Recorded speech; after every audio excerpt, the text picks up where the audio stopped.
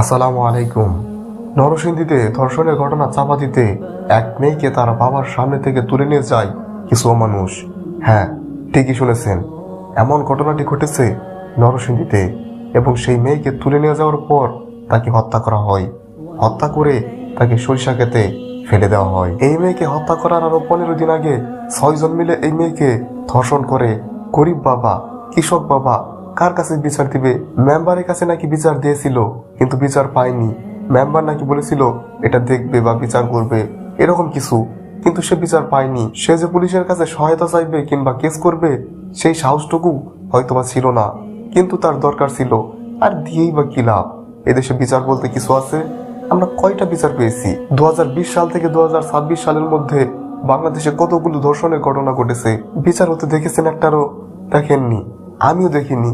তো এক হিসেবে ভালোই হয়েছে, কারণ এরকম ভাবে এরকম মেয়ে মারা গেলে কি না মারা গেলে কি তাদের দেশের রাষ্ট্রের কিংবা প্রশাসনের কিচ্ছু যায় আসে না। ওই মাঝখান থেকে তার মা বাবা কিছুদিন কান্নাকাটি করবে, এই যে সোশ্যাল মিডিয়ায় আমরা ভিডিও করব, লেখালেখি করব, এইটুকুর মধ্যেই সীমাবদ্ধ বাংলাদেশের বিচার। এছাড়া বাংলাদেশে বিচারের আশা আমরা আসলে করি না, কারণ যেখানে বিচার নাই সেইখানে আর বিচার চাওয়া আসলে এক প্রকারের বিলাসিতা, এছাড়া আর কিছুই নয়। আপনি একবার আপনার নিজের বোনের কথা চিন্তা করুন তো। ধরুন আপনার বোনের বয়স 15 এবং তাকে 6 জন মিলে ধর্ষণ করেছে এবং 15 দিন পর তাকে আবার হত্যা করেছে। হত্যা করে সরিষা ক্ষেতে ফেলে দিয়েছে। তা কিভাবে হত্যা করেছে সেই ছবিটি দেখে আমি রীতিমতো আসলে চমকে গিয়েছি। এইভাবে একটা মানুষকে হত্যা করতে পারে? এরা কি মানুষ নাকি ও মানুষ? এদেরকে কোনোভাবেই মানুষ বলা চলে না।